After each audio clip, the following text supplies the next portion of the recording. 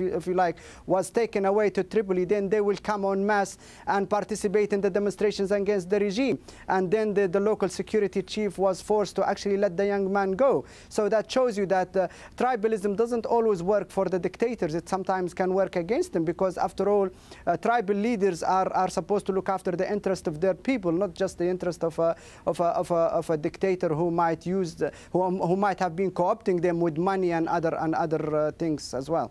All right, I'd like to read out here a portion of one of the WikiLeaks US diplomatic cables that was released, this one from February 2010, in which the US ambassador to Libya wrote that the Gaddafi family has been in a tailspin, as he put it, lately, trying to put a stop to one rumour after another in the name of defending the family's honour. Now, Professor Owen, how much of a PR battle is going on, and how much is it being lost by the regime as one of the contributing factors to what we're seeing?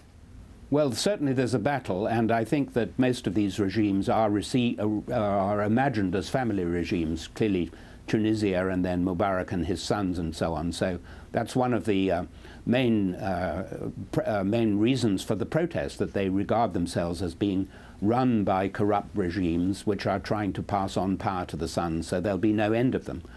But I think you have Saif al-Gaddafi, who represents, or in the public eye represents, a more liberal, open view, and I think he's done quite a lot, at least in the West, to persuade people that the regime is moving in the right kinds of directions, even though it looked for a moment before all this happened that the anti-Saif forces had managed to contain his efforts to try and reform the regime, and that may have something to do with what's going on now, that perception that the regime is not reformable.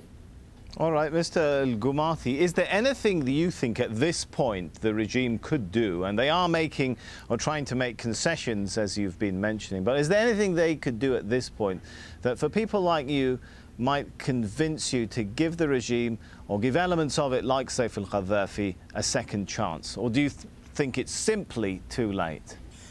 It's not up to me, it's up to the local population, the 6 million Libyans who are living in Libya and suffering. I think... Good point, but I mean, what is your reading of them? Yes, of course, yes. I was just going to tell you. I think, knowing the nature of Gaddafi, he's not a man who accepts pressure and likes to his hand to be twisted and forced into giving concessions at all. And I think when he does sometimes, it's only for a temporary period until he rides the wave and he goes back to his old ways. So I think people are very much wary of any concessions. You know, the only concessions that might work is for Gaddafi to come out and say, okay, I'm hands up, this political system I have forced you to adopt for the last 33 years called direct democracy has failed badly, so I'm going to disband it, and I'm going to disband my green book, and I'm going to turn into proper, you know, political system of participation, pluralism, political party system, democracy, freedom of speech, you know, free press, independent judiciary. But then on the other hand, knowing Gaddafi's nature and way of thinking, you know, you could say to me, well, keep dreaming, and I think it is a dream. So he will never go down that route. So unless he does that, he might appease the population, but then if he does that, that will be the end of him as well, because he's a man who lived on manipulating power by a way of where he's saying, I am not a leader, sorry, I'm not a ruler, I'm not a president, I don't hold any power, and yet he holds all the strings of power. That is the paradox he lived on. We'll have to leave it there. We are running out of time. Let's thank our guests in London, Jumal Gumati, and in Boston, Roger Owen. And I should mention, we did try and get a Libyan government representative, but no one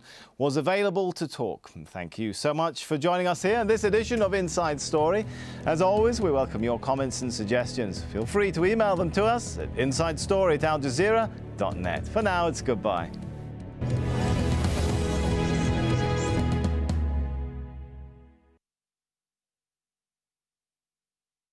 On the next Riz Khan show, the battle over blasphemy. Has Pakistan's controversial law become a political tool in the hands of religious conservatives? Riz Khan at this time on Al Jazeera. AlJazeera is journalism without frontiers. Police are pushing the protesters and the media back off of the street. From the mainstream, who will pay the ultimate price for this disaster? To the unreported world. Taking the less traveled path often gives you a fresh perspective. Breaking the boundaries. This is almost certainly the largest leak of military information in history. Cutting through the hype. You can see the angry exchanges outside the Ministry of Transport. AlJazeera is setting the news agenda. It is in the details. A look. A connection. The moments that reveal the truth. Award-winning documentaries from critically acclaimed filmmakers. Witness documentaries to open your eyes. At this time on AlJazeera.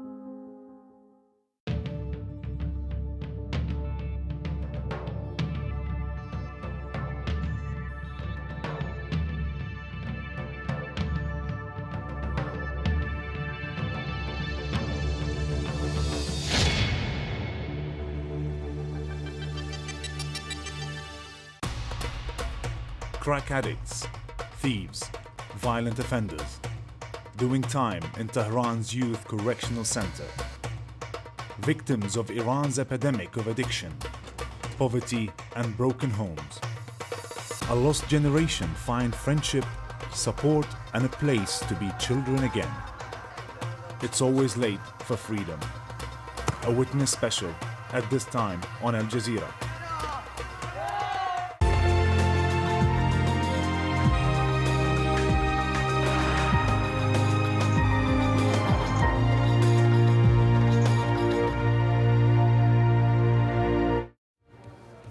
A day of celebration and a day of prayer. Tens of thousands of Egyptians fill Cairo's Liberation Square.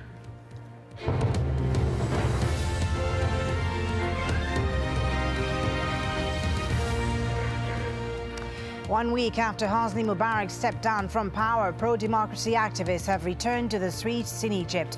Hello, I'm Fuli Batibo. You're watching AlJazeera live from Doha. Also coming up on the program. Hundreds of pro-government supporters on the streets of Bahrain a day after a crackdown on anti-government protesters. Libya's crackdown. Security forces use violence to disperse demonstrations around the country. And Japan cuts its whaling season short, citing harassment by activists at sea.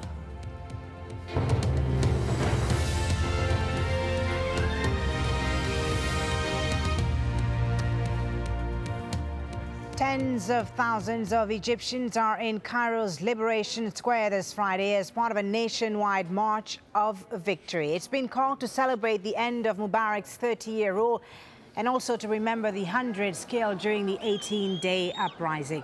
We've got correspondents on the ground. We go first to Hoda Abdelhamid, who is overlooking Tahrir Square there in Cairo. Hoda, it's looking jam-packed there, almost as packed as it was last Friday when Hosni Mubarak was still in power.